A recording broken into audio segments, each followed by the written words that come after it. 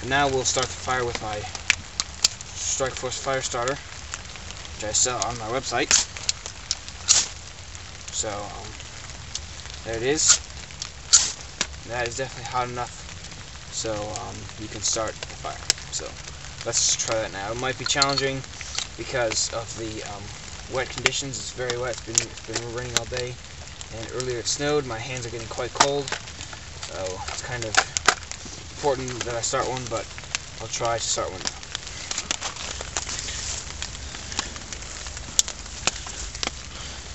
You guys have seen me do this before, many times in fact, but it's always good to know how to start a fire. But digging here, just trying to get off all the wet bark, outside wet stuff, because it's been raining for a while, and obviously the wet stuff can only harm it. Hopefully that's not too wet.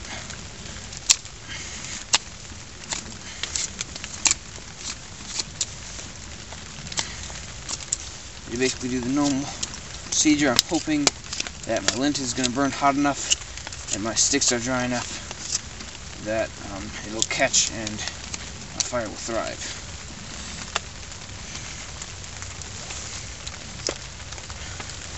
So I'll do that basically over and over again until I get a good grid base, and that allows for air to get underneath. Also, that allows for sticks to be under there for early coals in the fire, and that really helps the heat of the fire.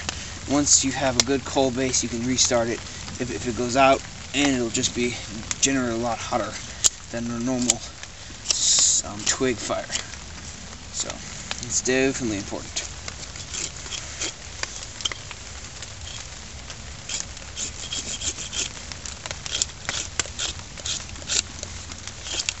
Wet wood is kind of weird to work with. Just doesn't listen as well as dry wood.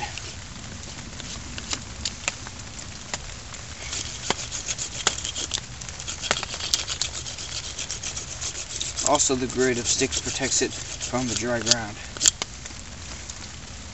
or from the wet ground, sorry. Hands are getting colder. I can still touch my thumb to my pinky, but my hands are still quite cold.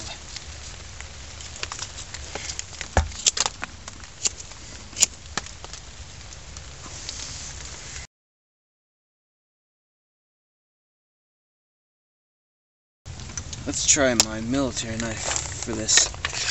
It has the serrated edge. Oh, that'll get some better sparks.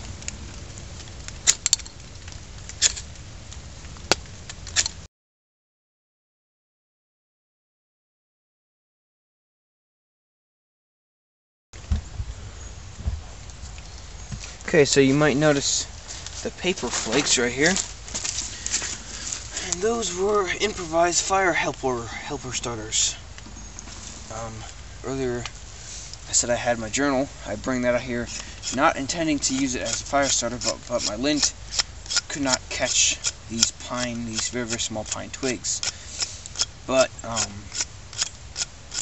once that went out, the twigs were actually quite dry. Once the lint went out, the twigs were actually quite dry. I was wondering what other kind of fire starter I had in my pack, because obviously I didn't have redundancy in fire starters. I really should have, but then I saw my journal and I realized that was my best chance. So I repeatedly struck it with my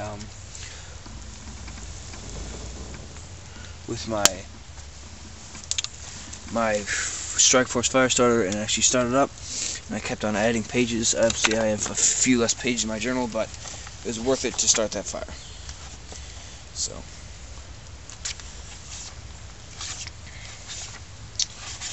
I guess the journal is actually a multi-purpose item in your kit. Use the paper to start fires. That could have just saved my life right there if I was in a survival situation. so that's quite important. That just proves that you have to have redundancy in your pack, in fire starters, and everything, just because it all boils down to, if you have one thing, you're basically relying on that one thing, and the lint didn't burn hot enough to burn off the wetness on these sticks, also start them, but the paper did, and so, you know, if I had wet fire or mini inferno, I mean, that would have been easy. But sorry I didn't show the whole process. I was worried about the camera battery. Now I'll start splitting these small sticks so that they're easier to burn, so the insides aren't too wet.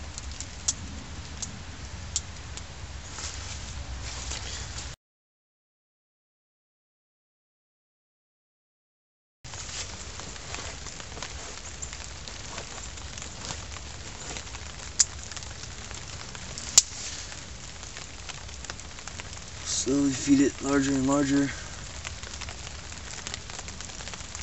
stuff, and then you'll have your nice sized fire that will keep you warm and make you, or enable you to have a warm drink and stuff like that.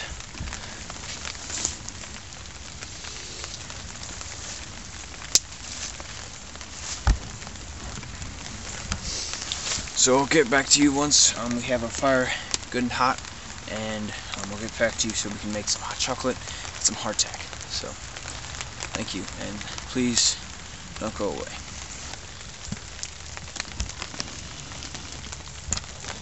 Well, I'm warming up some water here in my steel water bottle I have. Not too expensive either. Actually got it for free from my brother, because he gave it to me. But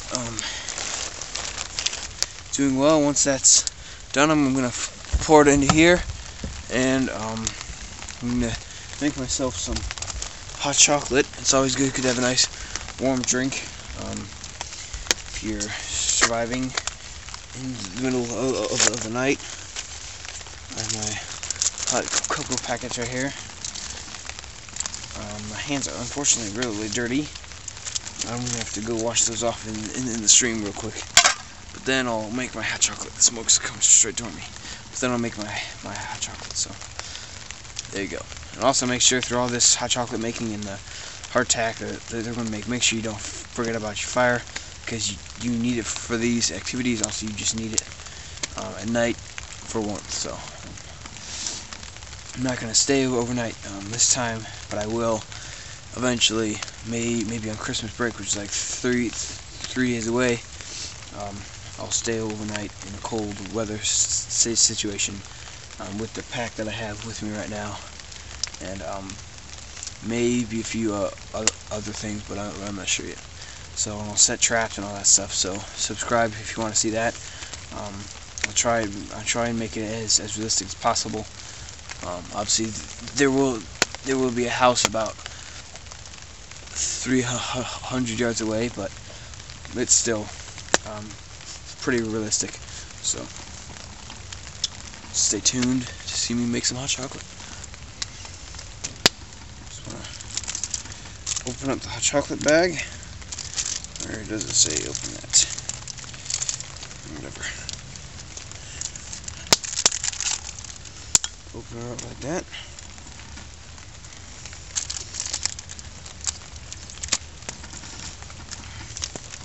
Smells really, really good. Pretty much I made this video just as an excuse to have some. No, I'm kidding, but still. I'm not sure if this is just supposed to be for one or not.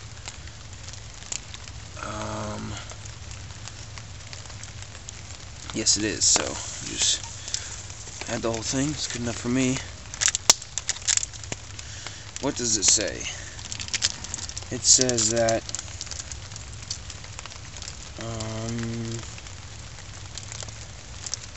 serving size. Okay, let's try calories. Where's the calories at? The sugar is the first ingredient, so that'll give you energy. Not necessarily long-lasting energy, but still could definitely help. Where's the calories? Calories 140 per serving size. So, and that's just one thing. So I mean, this is 140 calories, and it's you don't have to go anywhere at all to get it. You can just sit here by the warmth of the fire, and you have those calories that you might actually desperately need in a survival situation, especially if it's this cold out.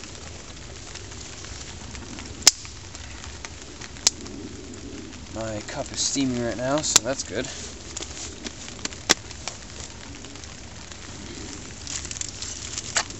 It's 5.5 days till Christmas, so that's exciting for me. Personally, I think Christmas is the funnest time of the year.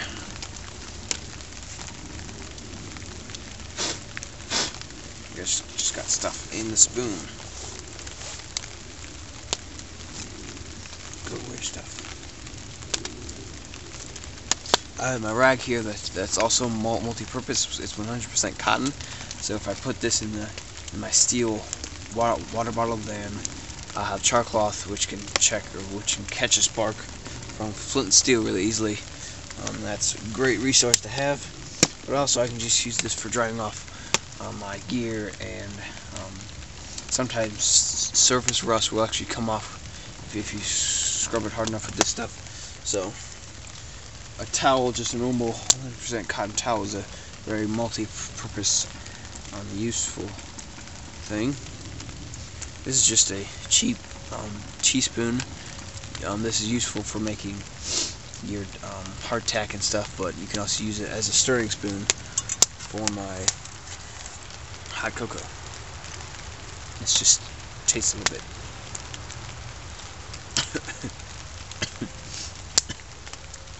The dust went down my throat. It tastes good though, as does all hot chocolate.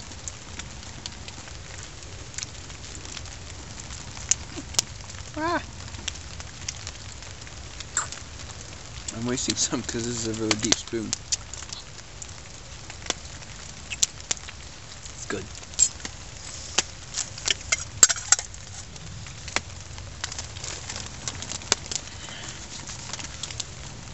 My hands. Well, I'll get back to you once the water is warm, or at least hot. So we have our towel, and this will again serve as a multi-purpose item. It can serve as a hot pad for this thing. Pour this in there. Fill her up. Bam! You have 140 calories. And those 140 calories taste good. So just all around win right there. Mix up, come on, let's go. You might have some ash in there from the fire, but you can use ash to brush your teeth, so it's not like ash is very toxic at all.